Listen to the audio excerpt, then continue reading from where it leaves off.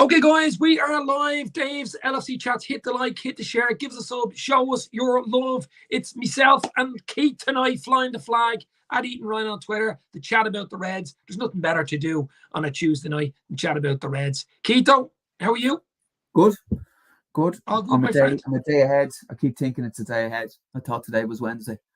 So I know it's mad, isn't it? I know it's crazy. I'm in limbo land. I've been in limbo at Crimbo. Now I'm in limbo in fucking March, all over the shop.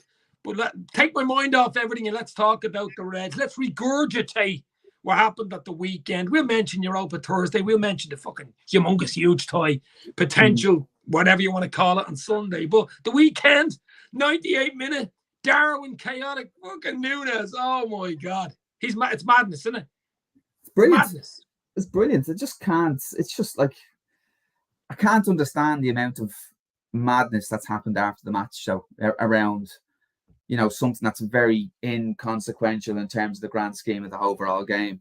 Like, it's just been absolutely crazy. The amount of backlash, and not just on Twitter, because Twitter's a basket case at the best of times, but mainstream media, Mike Dean and Match of the Day all talking about fucking monumental errors and stuff like that to something that was relatively inconsequential. It's almost like they're absolutely desperately scrounging around for something to make a fucking mountain out of a molehill. Like, when you look at the game, like, I thought we were the better team. First half. Thought we were the better team second half. Arguably, they had some really good chances and maybe some better chances than us, to be honest with you, on the counter-attack. But I thought generally, in terms of what we put out there, we were the better side. And what I really liked about it was towards the tail end of the game, we were playing like we played when we were winning stuff and winning a lot of stuff, where we just kind of squeezed. And eventually they popped, and they popped in the 99th minute or whatever that was. And listen, it's absolutely fantastic, to be honest with you, but in terms of the grand scheme of late winners, it's fantastic for us. But I think the Fiore that's happened around it has just been absolutely I think it's anti-Liverpool. crazy. I think it's all anti-Liverpool and anti-club more than anything else. I think it's all that. Do you not think? Yeah, listen, I think there's probably people out there waiting around the fact that we know what we did after Spurs and we kicked off that thing. There's probably lads waiting in the long grass for something like that to happen for them to kind of, have a pop back at us, which is fine, to be honest with you. But I think when you look at it in the cold hard today, in terms of what actually happened, like, when that ball goes into the box, like, Konate nearly has his head taken off by Yates. It's definitely a free kick. It's a potential fucking red card instant. His foot is like, Konate's no spring chicken, and he's not dipping. He's fully stood up, and that lad's gone in foot force, head height. And if that's looked at by VAR, competent VAR, well, then they could look at that and say, listen, that's dangerous play in the box, and it's a red card. Ball gets put down.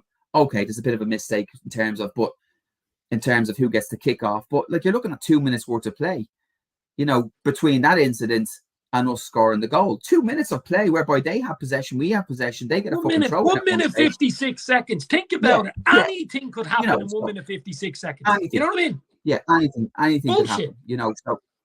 So I just think that was absolutely bizarre, to be honest with you. But listen, let's just park that now in terms of what goes on, and we've no real control over that. It was just absolutely fantastic, for us to keep going to that particular point in time, and to have the belief, and the execution, at that particular point in time, particularly for McAllister. And I thought McAllister's second half, he was good in the first half, don't get me wrong, but I thought his second half, he just took the ball took the game with a scruff of the neck. I thought he was absolutely phenomenal. What a bargain he's been. What a player. What a signing. What a signing. He was so brave. It was, in some instances, it would have been so easy for him back to play, knowing that he has to break the lines, to get us on the front foot. He could have played a square ball. He could have played a back pass. He could have just retained possession. But he chose to roll players, and he consistently rolled players to beat that force press, to get to play in the spaces behind, to get things moving for us. Like, that took a huge amount of courage from his perspective. I thought it was absolutely fantastic. Taking balls on the half turn, and then to pop up with very little time left, to know where there's the best place to play that ball. With a little bit of backspin, a little bit of check spin, and just to float it and just to perfectly put it onto Darwin's head. Oh, he knew what he was doing. That wasn't a hopeful ball in. That was a local. He put it into an area. We all play football. Like, percentages, wasn't it? Percentages. But the top players don't put balls directly onto lads' heads. The top players put balls into the right areas with the right speed and knowing that players are going to be there to go and do something. They're not saying, right, I'm going to put it right in his head there. They're going to put it into a right area, the right area. And put it into the right area, someone's going to be on the end of it because they know this is what we've trained for, to put lads in that area, that if I deliver the ball there, something's going to happen, So, and he just said, listen, he had a little look, and if you look at him, he has a little very quick look. He knows there's 2 lads at the back post there, and he just pops it into the area. And then the rest, as they say, the rest is history. But I did see that thing. LJ put a thing up there about Callagher being injured. Now, I did see stuff on Twitter. I didn't see anything official, so I have to presume it's bullshit or a rumor. Let's hope it isn't, because we know Allison's out for a few weeks. We don't. Callagher's been brilliant. Somebody put it up on Twitter and then deleted their account. Yeah, so I think it's all shit. Probably bullshit. But I mean, Callagher's been brilliant for us. We have to give him a quick shout out to Cork man, Caoimhe Kelleher, because he's been unreal. He's stood up. He's won us games, Keith. You know what I mean? He's got his points. And you're not worried about him, to be honest with you. You're not worried about him one instance, to be honest. No. He's doing all the basics very well. I think his distribution with his feet is pretty much, it's not necessarily perfect, but it's not far off. It's a very high percentage of completion with his feet. Really good. He's standing up, and he's a confident player in a one-on-one basis to be able to not just go down, not make it easy, go down at the last minute. Make himself big. Make himself big, and to give himself enough time to be able to react. So listen, dare I say it, hasn't felt, we haven't missed Alisson since he went, to be honest with you. And I worried, to be fair, I did worry about when Alisson got that injury, and then I heard that it's going to be a longer term injury than, was first vouched, but he stood up. Let's hope that injury news is fake news and that he's okay for Thursday and for the big one, of course, on Sunday. But as I said to you earlier, the really good thing is that he's not coming in cold. So he's coming into these games off the back of some really good performances, to be honest with you. So his confidence level is going to be high. And listen, that's all we can ask for, to be honest with you. So I wouldn't have any concerns about him. I wouldn't have any concerns about him at all going into these matches. Which is as big a compliment that you're going to get. Simple. Yeah. Isn't it? Yeah. That's as big as you're going to get. Like the young lads, Bradley and all, throwing them in games. You've no real concern with Bradley. That type of way. That's the compliment. Quansah going in, Bradley going in, the young lads, Clark going in. No real, and that's as big a statement as you can make. But I mean, Thursday night, they'll probably get more of a chance than they will against City. I think Thursday night's a bit of a sticky, a bit of a squeaky bum, banana skin type Sparta Prague way, Europa League last 16. We want to get to the finals in Dublin, the Aviva, of course. But we want to get some sort of a result. They're top of the league. They're a decent team. You score a lot of goals at home. I think we just got to go there and get a result, enough, as you said, to try get us, to bring home to Anfield the following week, because we've a lot of games coming up, Keith. There's a lot of football to be played. Maybe Salah's available, maybe he isn't. I don't know.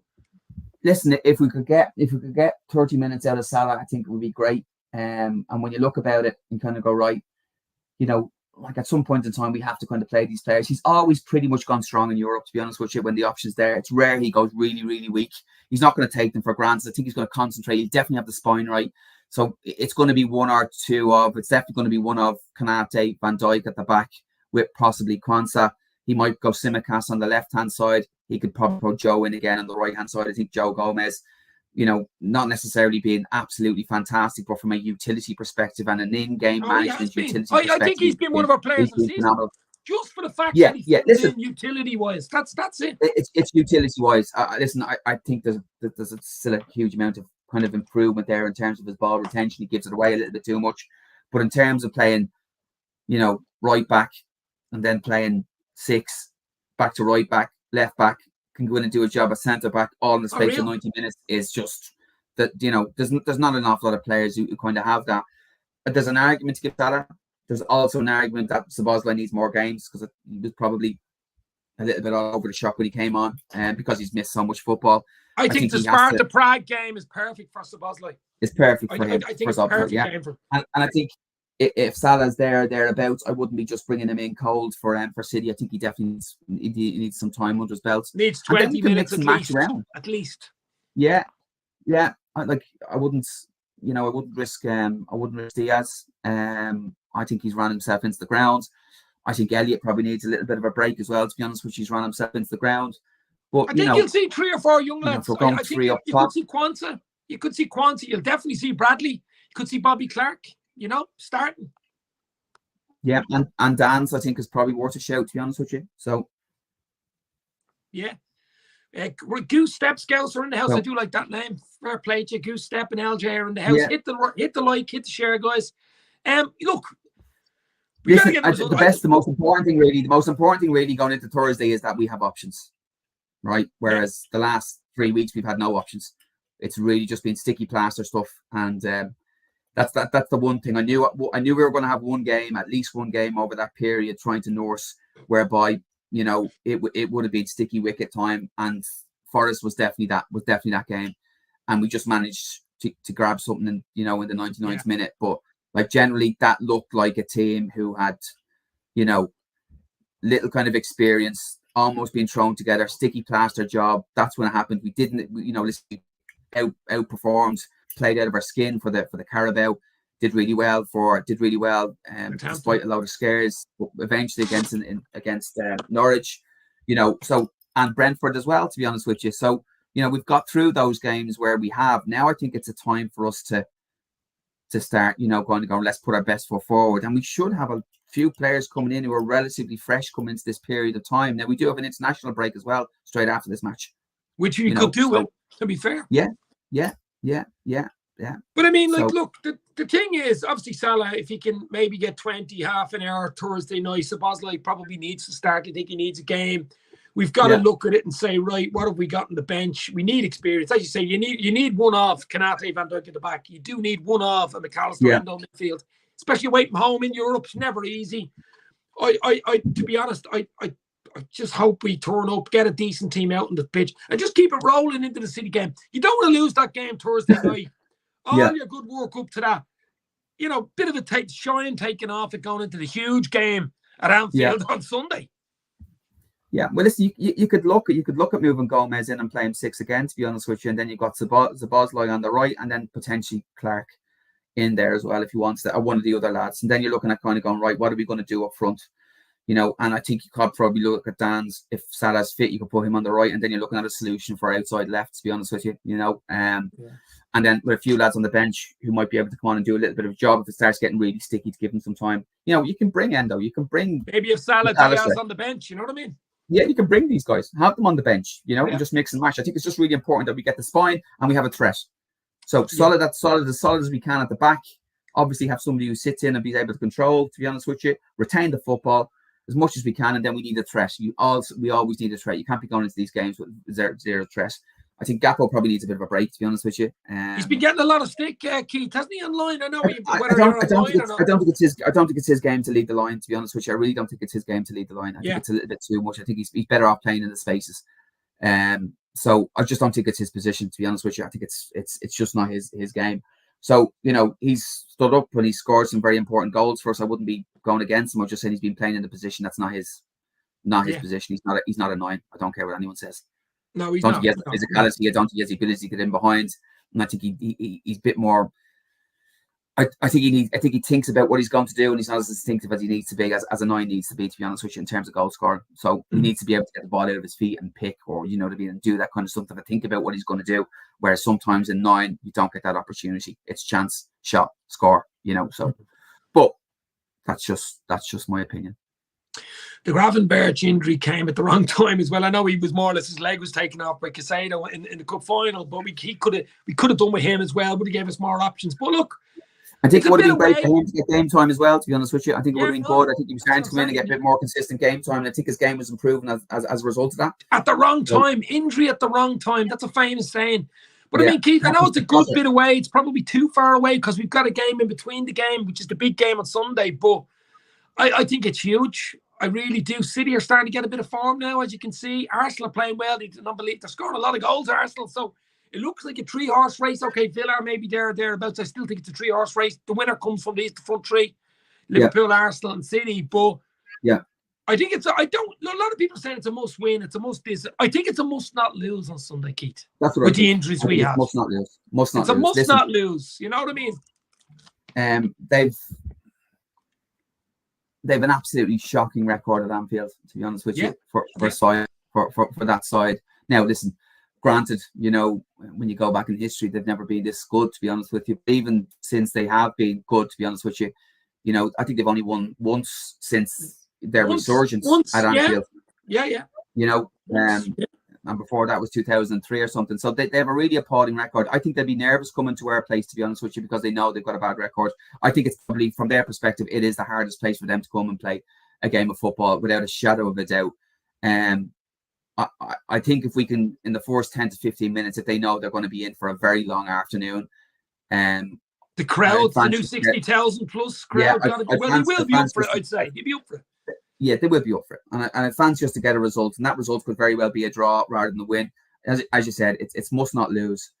Now, we've got to bear in mind as well that, from Arsenal's perspective, they've probably played the three worst teams on form in the league over the last three games, two of which are so far below par for this particular league, with Burnley and Sheffield United. There's an argument they shouldn't even be in the bloody league, that's shite, right? Yeah. So that's fine. That's, it's a cricket score every time they pop out now at the moment. West Ham as well have just been really poor at the moment. So that's their three games. For them, for the remainder of the season, they've two London derbies. They have to go to United, and they have to go to City.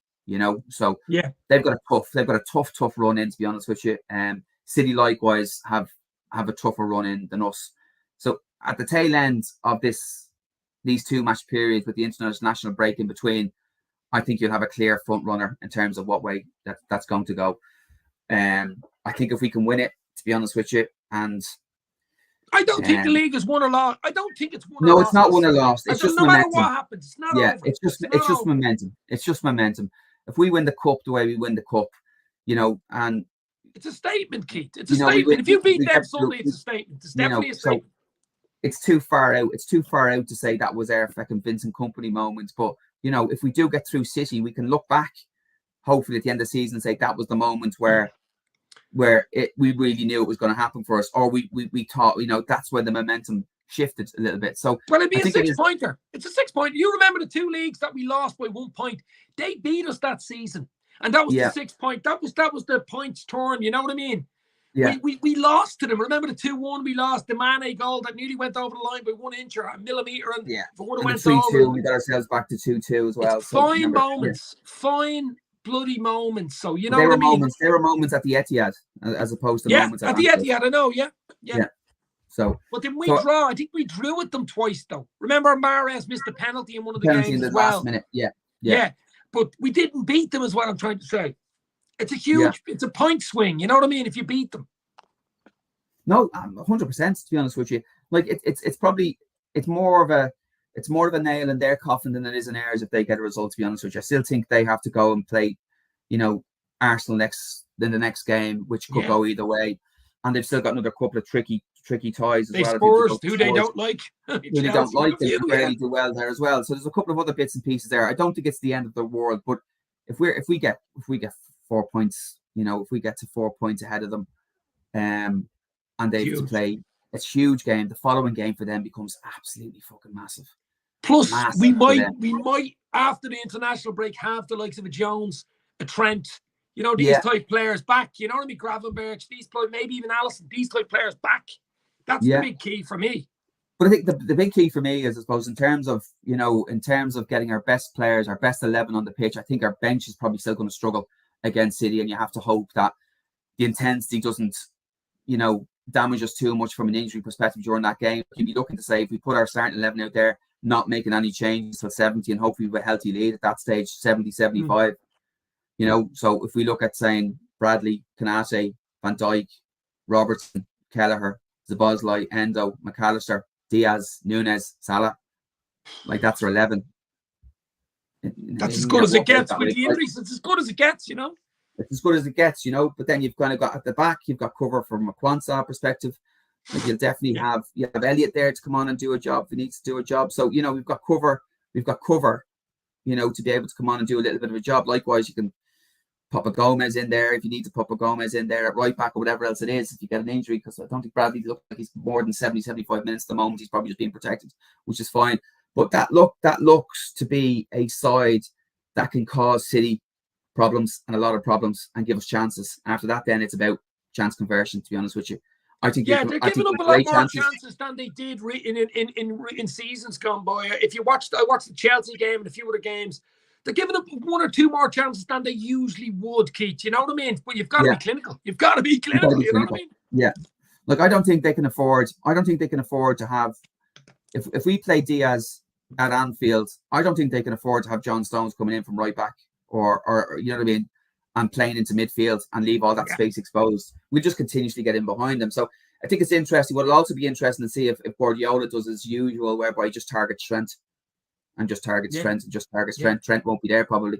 You know, you've got Bradley, and how does Bradley deal with that? And his recovery pace is probably slightly better than Trent's, I suppose, in terms of getting back in. You know, so that's going to be an interesting dynamic as well. But this, compared to where we were 3 weeks ago, to be able to put that side against City, you'd say, fucking hell, you know, you'd be happy enough, you know. It definitely gives us a chance. But I think Thursday, let's get over Thursday. Let's get no more bloody injuries. Get some sort of a result where you can bring it to Anfield the following week, and then all eyes obviously from Thursday night are on Anfield for the huge. It's a 3:30 kickoff. Actually, it's an unusual kickoff time at Anfield on Sunday. And Mother's Day. Or something involved in it. I don't know. No, to be honest with you, I don't know. I don't think that half an hour makes much of a difference, to be honest with you, if it's police involvement. The last United City match was an unusual kickoff. That was a few minutes early as well, wasn't it? 15 minutes early. Yeah, it's between the broadcaster and the police, or whatever they do. I don't know. They make up these weird kickoff times, don't they? There's obviously a reason for it. Maybe it's even sponsorship. I don't know. But Keith, do you know what? We leave it there. That's a good 22 minutes. Nice little chat about it. It's great to have you back on. Hopefully we can do a lot more and get Ivan and Jack and all the boys back. Huge season still to look forward to. Let's do a job Thursday night. The final's in Dublin, Keith. The final Europa League is in Dublin, baby. We want Liverpool to come to Dublin because we'd be there if it is. And I don't care if he can get a ticket. I'll be outside the bleeding ground screaming in the bar, in the pub, baby. But let's get that and then look forward to the big one on Sunday. Whatever happens, this team is ridiculous. It's given us nights, days, what a season so far. Yeah. Unbelievable season. It can get better, believe me. It can get better. And let's hope it does. Keith, chat, thank you very much for popping in. No sweat, mate. Chat to you soon. Look after yourself. Soon. Cheers. Bye-bye. Cheers, guys. You'll never walk.